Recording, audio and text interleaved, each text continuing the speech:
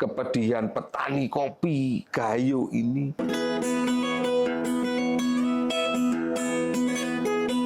Nanti dimarahin Ahmad Dhani.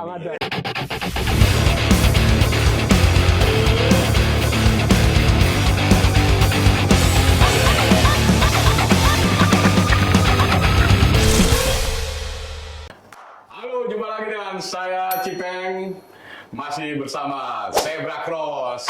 Kali ini saya akan mengajak teman-teman untuk ngobrol-ngobrol dengan teman saya khususnya ya. Ini yang udah pelaku musik di Malang, ya menurutku udah cukup usia lah. Kita sambut duo Ethnic-Holic.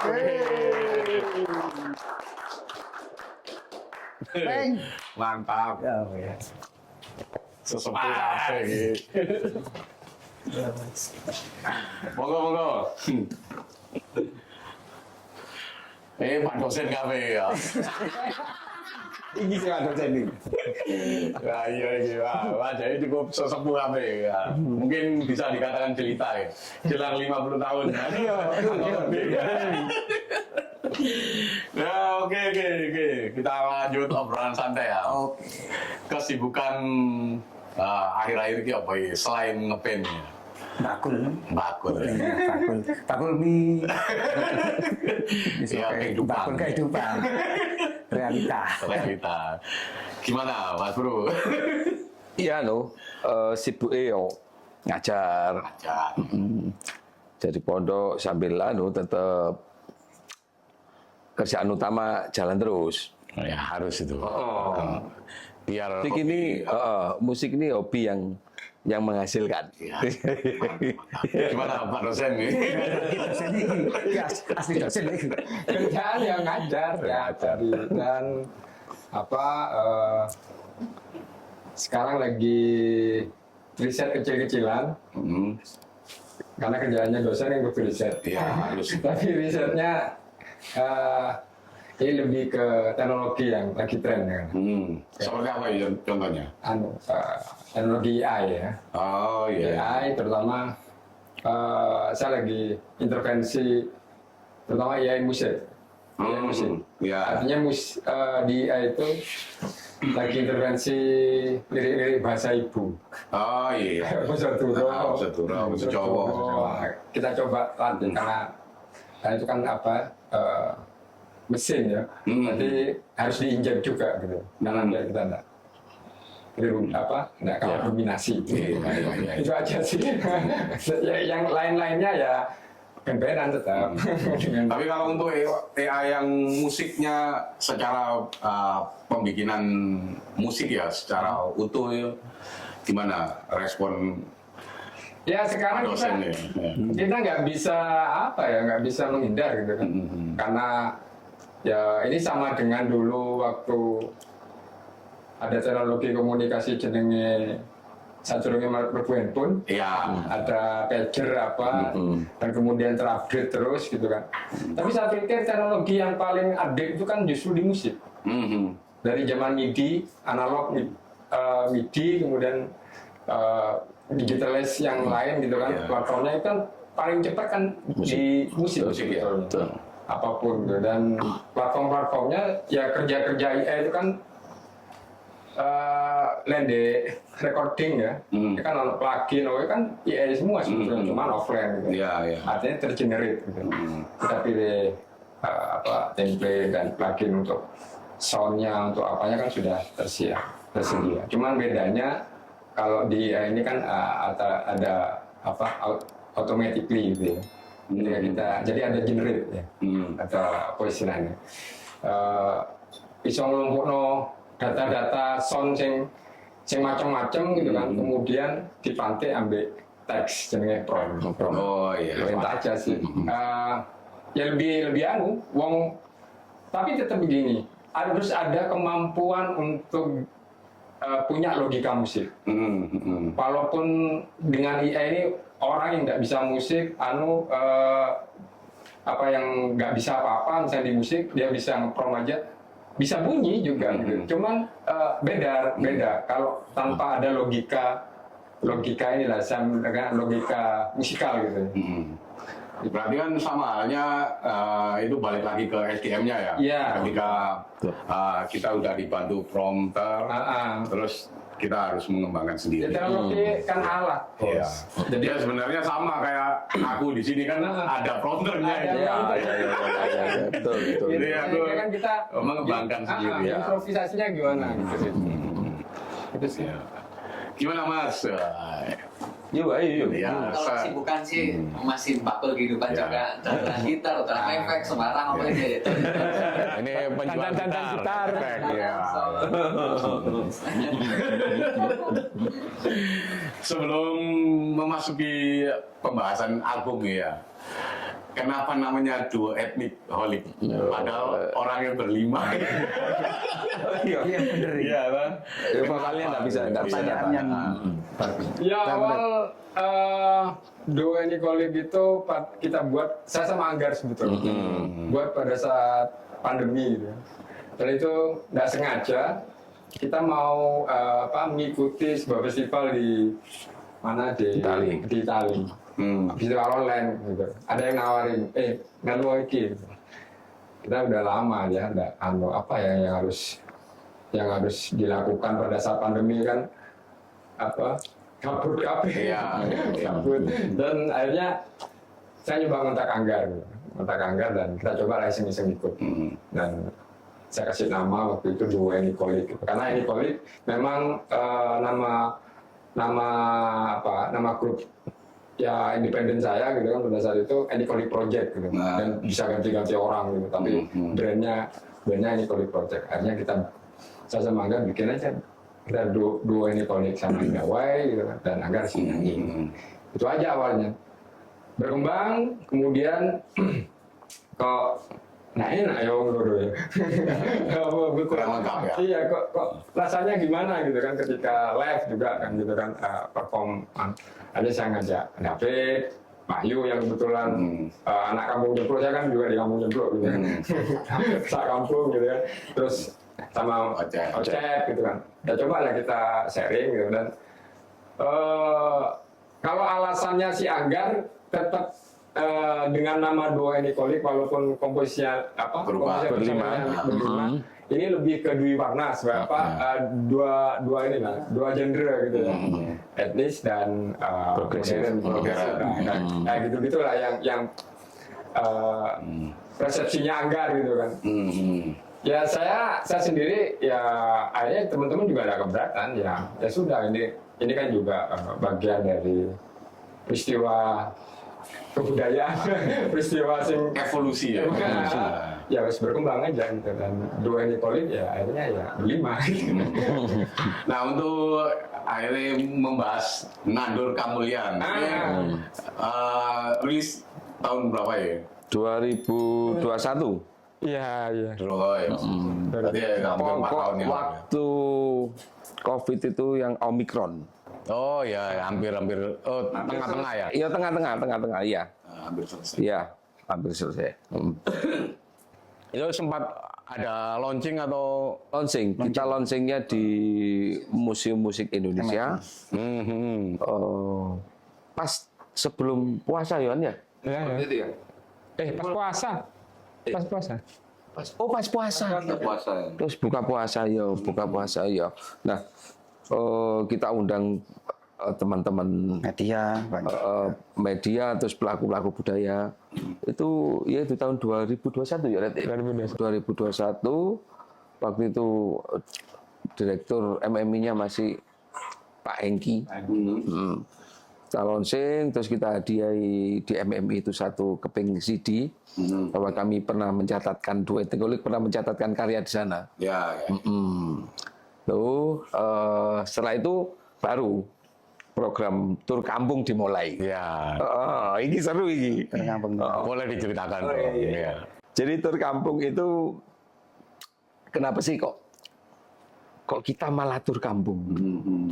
Ya karena pesan-pesan yang di dalam lagu ini memang untuk semua, mulai dari mereka pegiat budaya, mereka penggiat untuk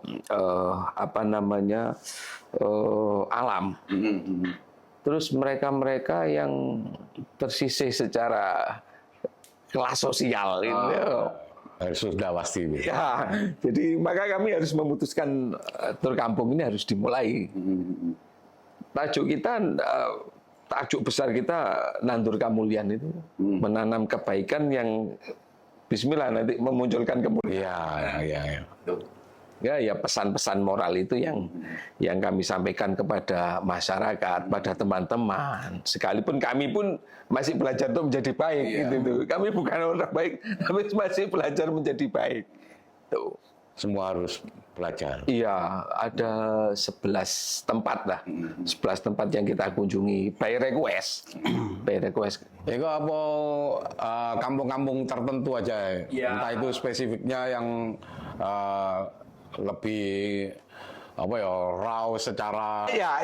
Ini menarik pertanyaannya. Jadi beberapa memang ada kampung tertentu, tapi beberapa ya dari kampung kita. Iya. Kayak kampung tertentu, kampung Klojen itu di pinggir Sungai Berantas. Jadi kita kampung biru itu. Oh ya. Salah satunya konser di situ. Nah, karena tajuknya karena salah satu komposisi di album kita ada yang namanya Kahayan, itu judulnya Kahayan, membahas tentang sungai, tentang sungai yang mampu untuk menghidupi sosial ekonomi, sungai yang mampu mereka dijadikan memang sarana transportasi. Dulunya. Ya, ya. Seharusnya seperti itu. Iya, terus kampung yang wow itu kampung Texas, Kasin. Kampung Hizbullah itu. Ya. Oh, itu. Ya, tapi masyarakat di sana menyambut dengan baik karena memang tidak ada pesan kebencian yang kami sampaikan, itu semua pesan damai dan pesan cinta. Dan yang menarik itu kan kenapa kami juga milih Sonjo Kampung ya. Musik Sonjo Kampung. Itu konsepnya intimate. Jadi intimate-nya kami begini. Ya apa sih carane karya awak dhewe iki iso dirungokno wong kampung. Jadi tidak harus yang mendengarkan anak-anak muda atau audien yang memang musikal gitu kan, enggak gitu. Kami mencoba untuk bangun keterbukaan itu, inklusivitas itu, dan kita harus hadir di halaman kampung gitu. Nggak mungkin kan wong kampung itu yang galeri, nggak mungkin wong kampung itu yang kadang kami berpikiran kesadaran untuk berkesenian juga harus hadir di wilayah mereka gitu. Artinya ya apa sih carane kesenian itu terutama musik bisa jadi kedekatan emosional, kedekatan sosial yang paling dekat ya ruang kampung gitu, bagi kami gitu. Nah, dan kampung-kampung di Malang menarik sebetulnya, dan kami sempat sampai yang di kabupaten daerah mana? Pakai Saji. Oh iya. Waktu itu kita mainnya ke kali Di pinggir sungai juga. Inisiatornya Cak Gun itu, Kaliku.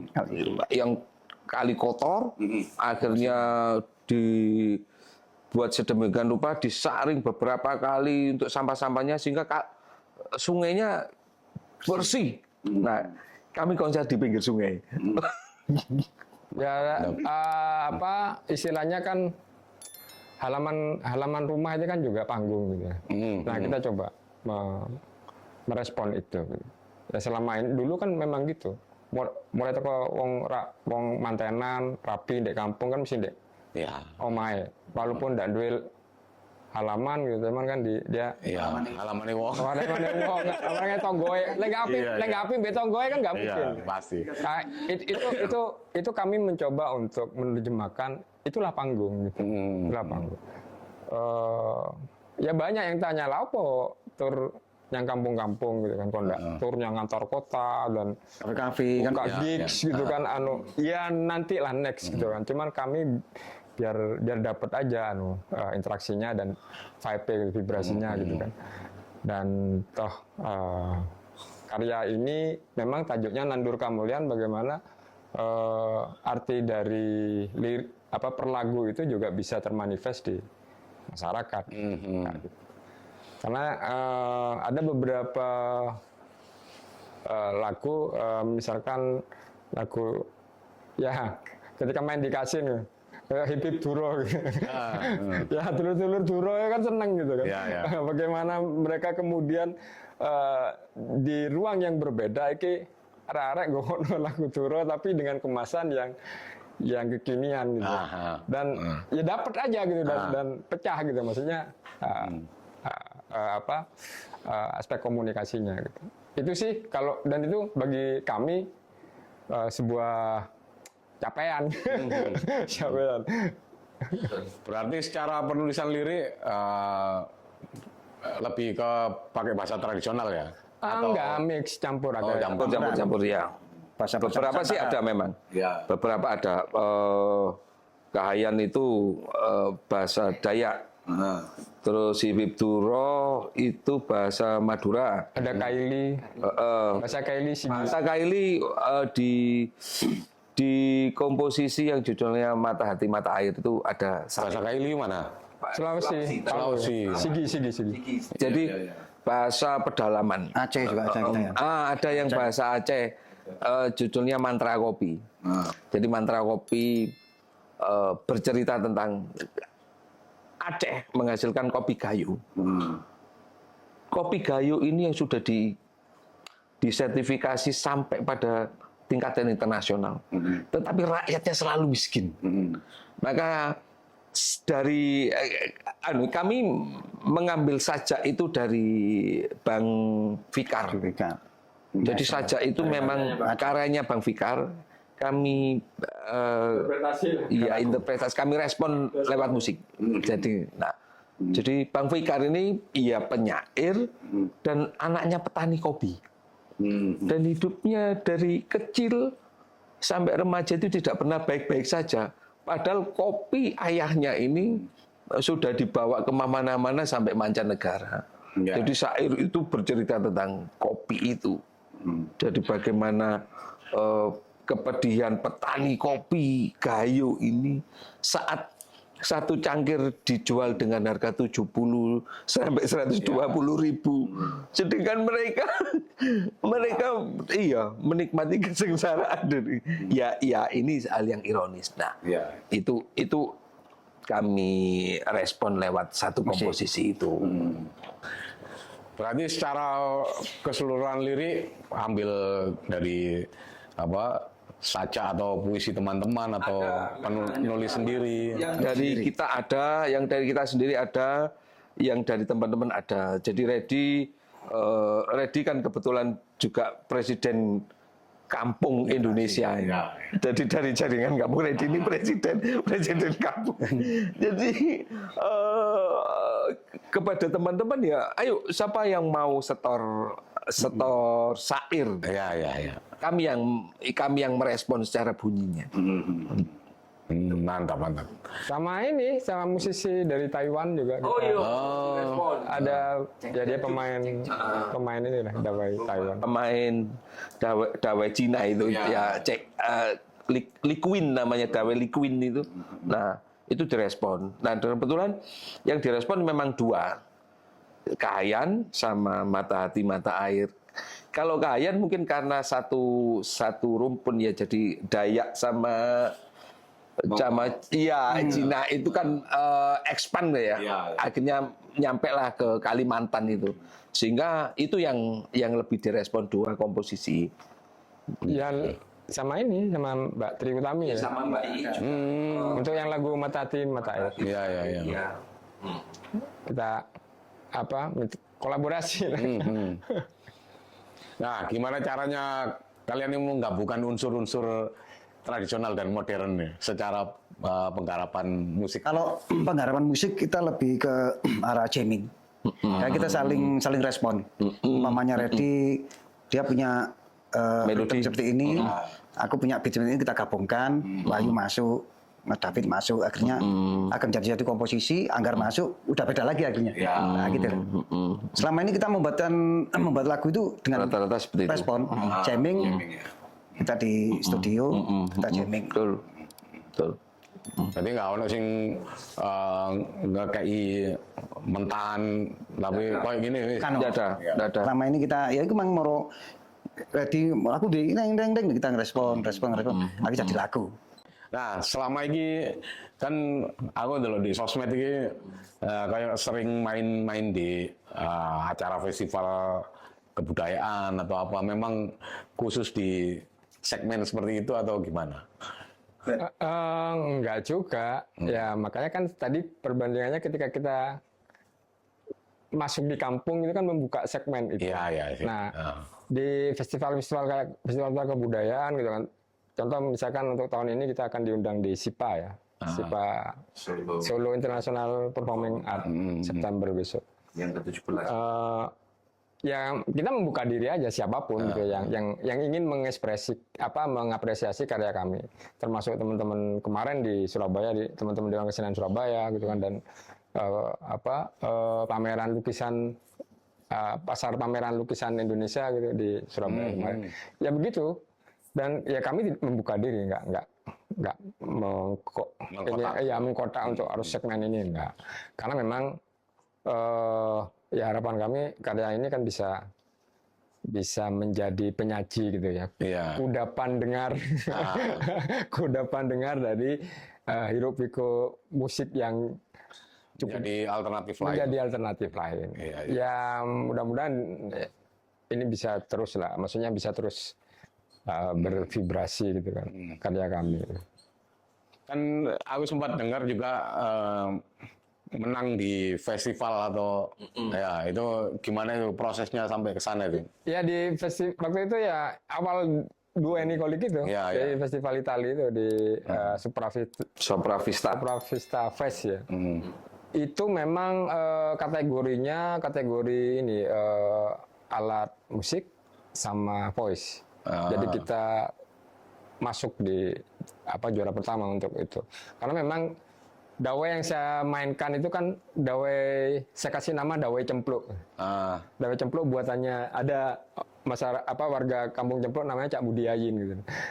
Itu yang coba saya explore dan juga saya endorse gitu. Selama ini Malang kan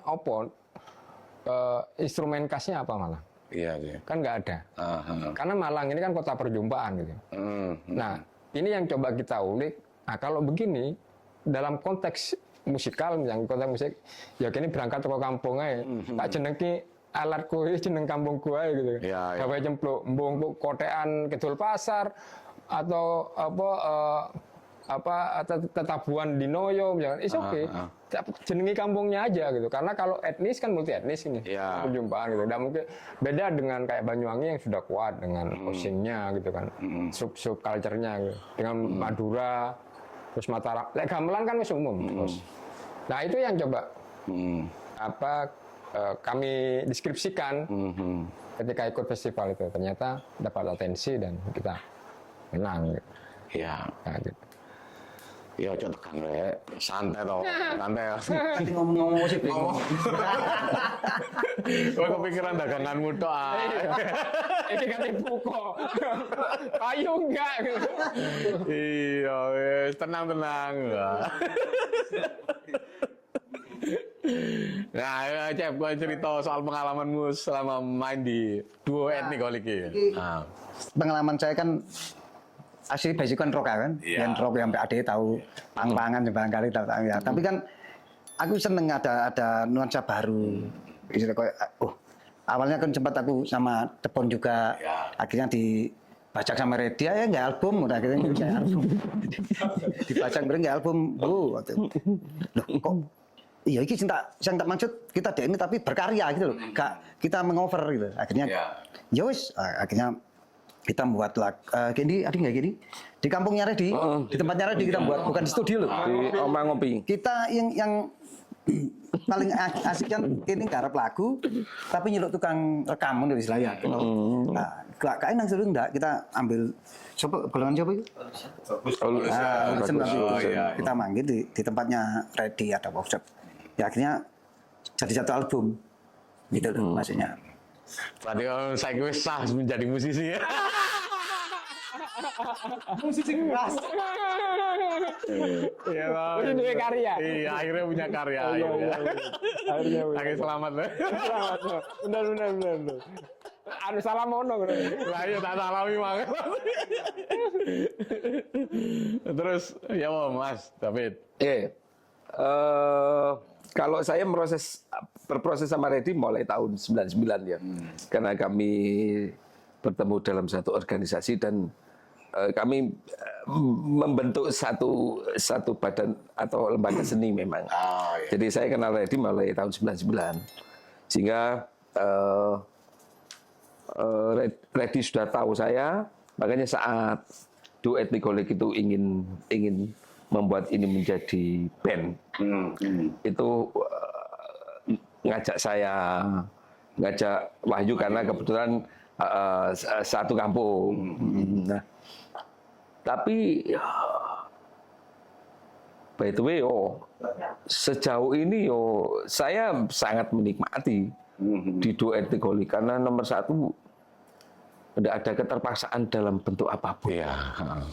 Jadi lebih explore semuanya. Iya. Iya, Karena kita tambahkan lagi, kayak aku kan basic rock. Iya. Jadi apapun kita bebas, yang penting tahu porsinya gitu. betul. Intinya gak fales lah. Ya, iya. Ini kawan. Duduknya ndak luput. itu yang membuat saya tetap enjoy di duet Nikolik itu enjoy gitu. Ya po, ini ceritanya Mas Wahyu. Ayo ngomong yuk. Kan Nikolik sih seneng sih. Maksudnya iso bebas tadi, jadi orang-orang ini tadi bebas ekspresi apapun boleh. Terus ya berkesannya gak nyangkut juga biar ketemu Reddy dari cilik biar SD biar tak lulus SD saya kisah sangat terus Dangdutan, Roma Irama. ya senang saya kisah jadi satu Reddy diajakin Ya, ini balik mana ke musik dawai cempluk mang lho. Ini keunikannya apa sih dibanding alat musik lain? Iya, keunikannya ini handmade dari warga Cempluk pertama itu. Terus yang kedua bahannya itu dari kayu-kayu bekas. Jadi sisa-sisa kayu-kayu karena Nah, ini loh contoh nih ya. Biar teman-teman ini tahu dawai cempluk gitu. Nah, ini. Jadi ini dari apa? Dari ya kayu-kayu bekas tukang. Oh iya. Karena kan rata-rata di Cempluk itu kan banyak tukang ya. Makanya jenis kampung tukang. Makanya ya tadi ini gitu. Dan bisa nggak dimainkan beberapa beat?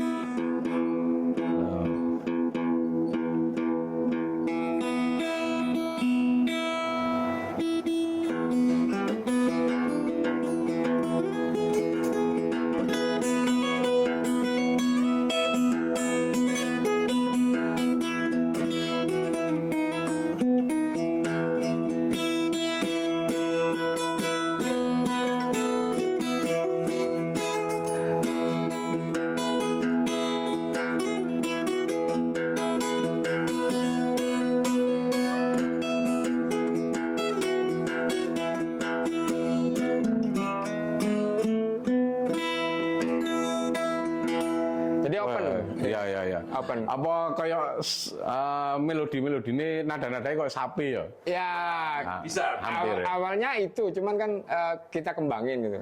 Jadi ini akhirnya jadi diapenta. Diatonis, pentatonik gitu. Ya coba yang di season sini ada kromatiknya gitu. Dan sini. Nah itu tuningnya podo nggak be ukulele atau beda? Ini misol dodo. Dan double. Iya.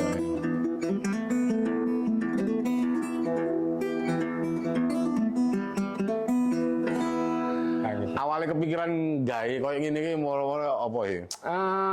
Awalnya ya itu tadi karena Malangnya di apa ya? Alatnya gitu. Iya. Kalau kita ke Jawa Barat, Bandung gitu kan. Angklung jelas notis. Terus sing iki apa ini? Karinding ya. Kalau gamelan kan sudah umum gitu. Umum ya. Cuman apa ya yang menjadi khas gitu. Terus dan kebetulan saya itu membuat festival dawai.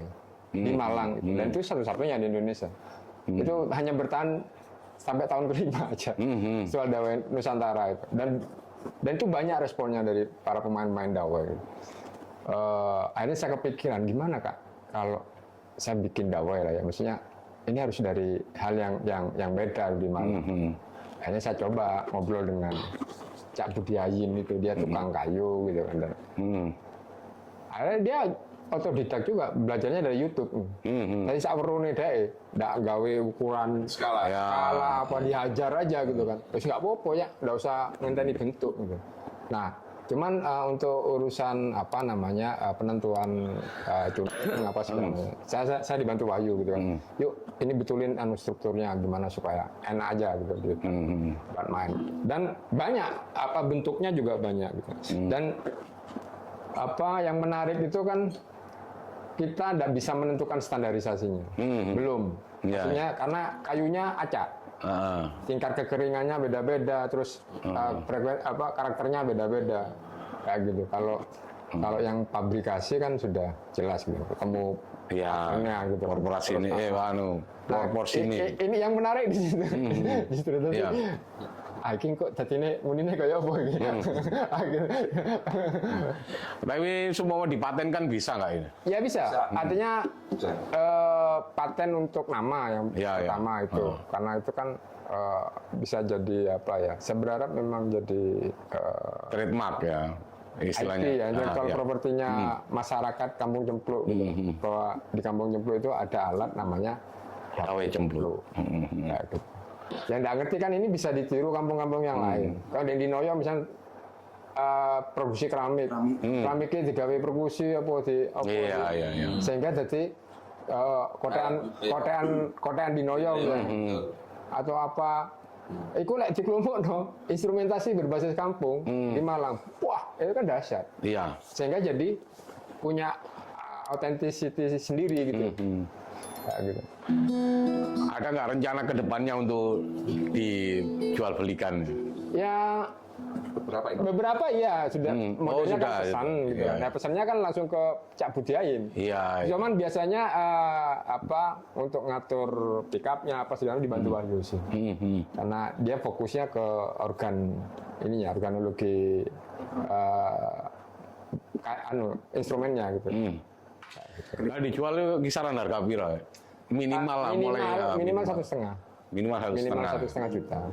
Oke, buat teman-teman yang pengen mempunyai atau mengkoleksi Dawai Cempluk bisa kontak Duo Etnikolik. Ya, dengan harga minimal 1,5 tergantung kualitas ya nanti. Tergantung serke. Iya. Kita masih belum. Gak kayu randu, kok gak pring, kan gak ngerti ya. Betul, tergantung kesana. Nah untuk rencana ke depannya atau mungkin lagi digarap ya apa? Ini persiapan album kedua. Jadi beberapa komposisi sudah kita siapkan. Kita mau launching album kedua. Target sih kayaknya semoga sebelum September kita sudah launching kedua. Sebelum festival ya. Sebelum festival kita bisa launching album kedua itu ya targetan kita. Tapi rilisan yang sebelumnya itu bentuknya fisik atau hanya digital? Fisik sama digital. Fisik sama digital. Jadi kita produksi fisiknya itu CD dan flash disk, CD dan flash disk yang malah kita digital lewat Spotify, lewat DistroKid itu kan sudah semua tergenerate ya. Jadi untuk teman-teman yang penasaran dengan lagu-lagu atau karya-karya Duo Etnikolik bisa cek di Spotify ataupun sosmednya lah, semuanya platform melalui YouTube ada ya. Ada Amazon. Ini tak kasih bocoran aja untuk format album yang berikutnya. Kalau yang pertama kan lebih ke ekologi, humanity, nandur kamulya, empati kayak gitu. Nah kalau yang sekarang yang baru ini lebih ke sejarah.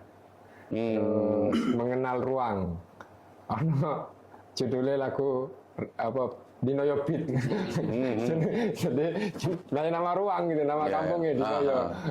Cuman itu instrumennya kayak gitu. Coba kita explore apa sih sing jeneng-jeneng sing di Malang ya apa gitu kan. Sing gak ono di kampung liyane ya. Sing gak ono. Iya. Kita munculkan dan kita respon menjadi sebuah nada tema gitu. Nah, untuk rencana setelah ini ada nggak tur lagi gitu? Ya mudah-mudahan ada kesempatan. Cuman kan kalau duo ini yang sulit itu waktu. Iya. Saya ngajar di kampus, terus si Anggar ini kan juga guru gitu. Iya. Jadi harus betul-betul nunggu, kalau Anggar nunggu liburan misalkan atau nggak weekend nggak katakanlah gitu.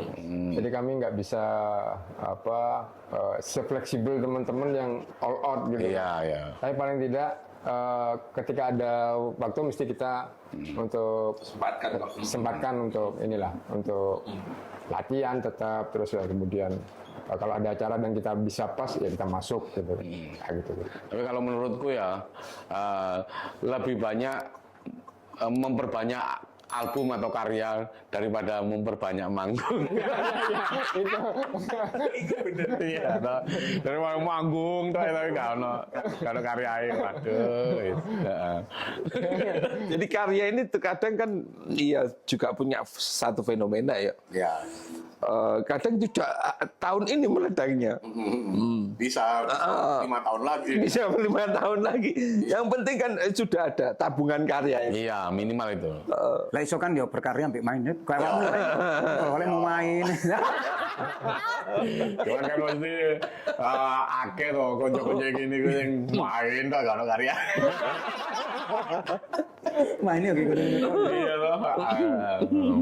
Ya. cuman bisa jadi main itu bagian teko karya gitu. Bisa.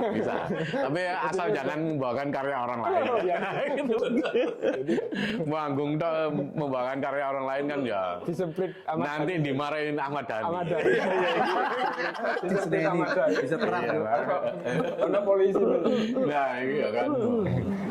Nah, ini sebelum kita closing ya, boleh nggak menyanyikan satu lagu aja atau Boleh.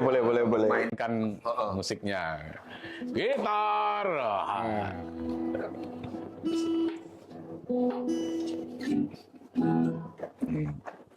Anu ya. Instrumen. Boleh instrumen boleh karena vokalisnya tidak hadir malam ini.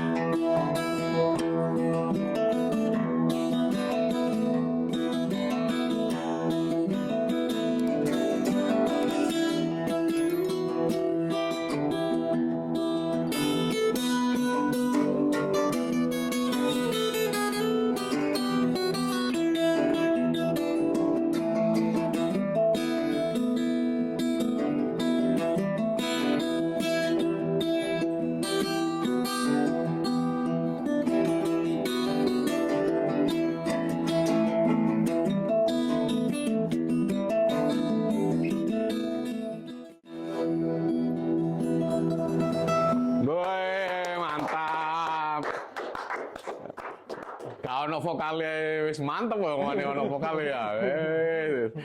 Ini buat kenang-kenangan bisa dong buat kasih tangan. Asik. Ya. Mulai kan Ocep. Ini menandakan bahwa duo etnikolik pernah mampir ke sini.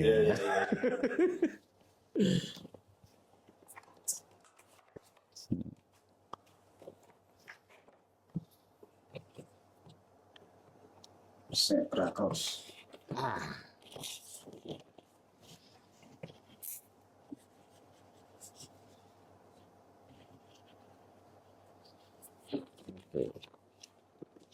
Vokalisnya nyusul lah ya.